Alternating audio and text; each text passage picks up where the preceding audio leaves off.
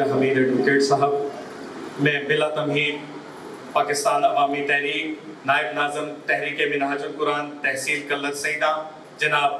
اسرار سکندر صاحب سے گزارش کروں گا کہ آپ تشریف لائیں اور اس سیمینار میں آپ سب کی بھرپور تالیوں میں اپنے خیالات کا اظہار کریں۔ جناب محترم اسرار سکندر صاحب۔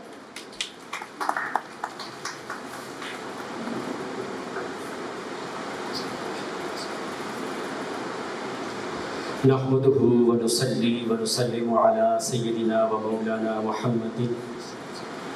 رسوله النبي الأمين الحليم الكريم الرؤوف الرحيم، أما بعد فأعوذ بالله من الشيطان الرجيم، بسم الله الرحمن الرحيم، فآواكم وأيدكم بنصره ورزقكم من الطيبات لعلكم تشكرون، صدق الله العظيم وصدق رسوله النبي الكريم، ونحن على ذلك لمن الشاكرين والشاكرين والحمد لله رب العالمين۔ اللہ رب العزت کا لاکھ لاکھ شکر ہے کہ جس رب ذوالجلال نے ہم سب کو وطن عزیز کی صورت میں ایک عظیم آزاد مملکت عطا فرمائی، تاکہ اس مملکت میں رہتے ہوئے ہم اللہ اور اللہ کے رسول کے عطا کردہ نظام اور اس کی اطاعت میں اپنی زندگی گزار سکیں، اور لاکھوں کروڑوں درود آقا علیہ الصلوۃ والسلام کی ذات والا صفات پر کہ جن کے صدقہ سے رب ذوالجلال نے ہمیں یہ وطن عزیز عطا فرمایا۔ حاضرین محترم، آج کا یہ پروگرام، یہ سیمینار ہمارے اندر ایک تحریک پیدا کرنے کے لیے انعقاد اس کا کیا گیا ہے۔ اس کے انعقاد پر اس سیمینار کی جملہ انتظامیہ،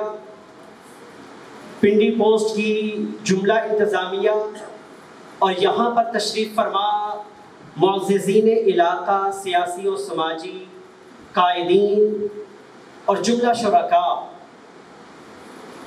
آپ سب کو وطن عزیز کی 77ویں سالگرہ مبارک، اور اس جذبے کے ساتھ ہم یہاں پہ بیٹھے ہیں کہ ہم نے اپنے ذہنوں میں جو ایک کلچر بن چکا ہوا ہے گمراہی کا، جہالت کا، ضلالت کا، ملک سے بے وفائی کرنے کا، قوم سے بے وفائی کرنے کا، غفلت میں پڑے رہنے کا، اس سے باہر نکلنے کے لیے کوئی راستہ ڈھونڈنا ہے۔ قرآن کریم پر ہمارا ایمان ہے، یہ وہ کتاب ہے کہ جس میں کسی شک کی گنجائش نہیں، یہ لائحہ عمل ہے تمام مسلمانوں کے لیے کہ زندگی اس کے مطابق گزارے۔ قائد اعظم رحمۃ اللہ علیہ سے کسی نے پوچھا کہ آپ جس نئے ملک کے لیے جدوجہد کر رہے ہیں اس کا آئین کیا ہوگا؟ قائد اعظم نے فرمایا کہ اس کے لیے آئین 1400 سال پہلے نازل کیا جا چکا ہے، اور ایک موقع پر فرمایا کہ اسلام صرف مذاہب یا عبادات کرنے کا نام نہیں ہے، بلکہ اسلام مکمل ضابطۂ حیات ہے، جس میں معیشت بھی آتی ہے، جس میں معاشرت بھی آتی ہے، جس میں سیاست بھی آتی ہے، جس میں باہمی تعلقات بھی آتے ہیں، جس میں حقوق بھی شامل ہیں، جس میں فرائض بھی شامل ہیں۔ جب ایک مسلمان قرآن کریم کے ان تمام اسلوب کو اپنے سامنے رکھ لیتا ہے تو یقین جانیے کہ وہ زندگی گزارنے کا صحیح ڈھنگ سیکھ جاتا ہے۔ وہ پھر اختلاف کرتا ہے مگر عزت کے ساتھ، وہ پھر کسی سے اختلاف رائے کا اظہار بھی کرتا ہے تو سامنے والے کی عزت کو مضبوط خاطر رکھتے ہوئے۔ آج اگر ہماری یہ حالت بن چکی ہوئی ہے قسم پرسی کی، غفلت میں ہم اس قدر انتہاؤں کو چھو چکے ہیں کہ پوری دنیا کے اندر ہمیں شک کی نگاہ سے دیکھا جاتا ہے۔ یہ وہ حقائق ہیں کہ جو اس وقت ہمیں ماننے پڑیں گے، فقط ایک شیخی بگھارنے سے یا فقط نعرہ لگانے سے ہم تبدیلی تک یا جس مقصد کے لیے یہ مملکت پاکستان بنایا گیا تھا اس مقصد کو حاصل نہیں کر سکتے۔ قرآن سے پوچھتے ہیں کہ آج کے ٹاپک کے مطابق کہ تعمیر پاکستان میں، تعمیر وطن میں سیاستدان کا کردار کیسا ہونا چاہیے، وہ کیا کوالٹیز ہونی چاہیے ایک سیاستدان کے اندر جو ہم سے اسلام تقاضا کرتا ہے، جو ہم سے قرآن تقاضا کرتا ہے، جو ہم سے یہ ملک تقاضا کرتا ہے اور جو ہم سے یہ قوم تقاضا کرتی ہے۔ سورۃ الانفال کی ایک آیت کا ایک حصہ ہے، اللہ رب العزت نے فرمایا فآباکم،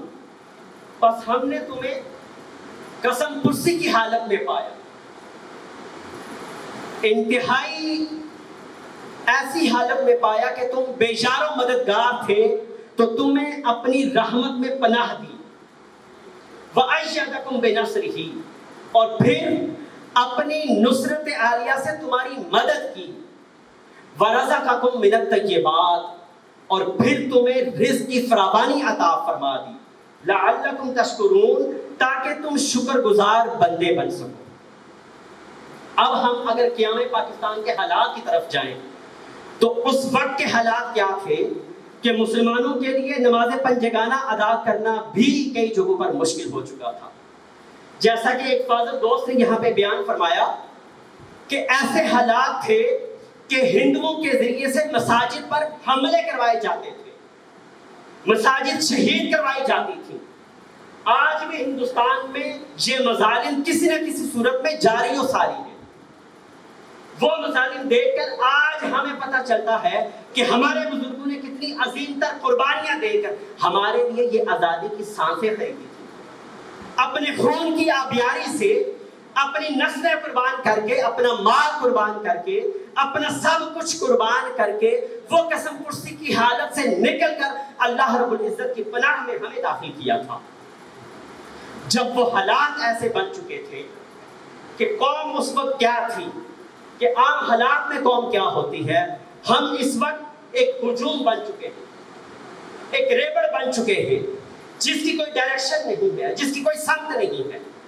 آج جہاں پر سیاسی قائدین جب ایک سٹیج پر جمع ہو، الا ماشاءاللہ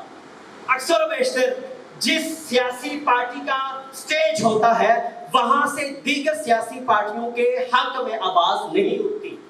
بلکہ ان کی مخالفت میں آواز اٹھتی ہے۔ ہمیں آج یہ سوچنا ہے کہ تمام کے تمام سیاسی قائدین اسی پاکستان کے بیٹے ہیں، تمام کے تمام سیاسی پارٹیاں اسی ملک کی ترقی کے لیے کوشش کر رہی ہیں، ہر ایک کا اپنا نقطۂ نظر ہے۔ ہمیں چاہیے کہ ہر ایک کا احترام کرتے ہوئے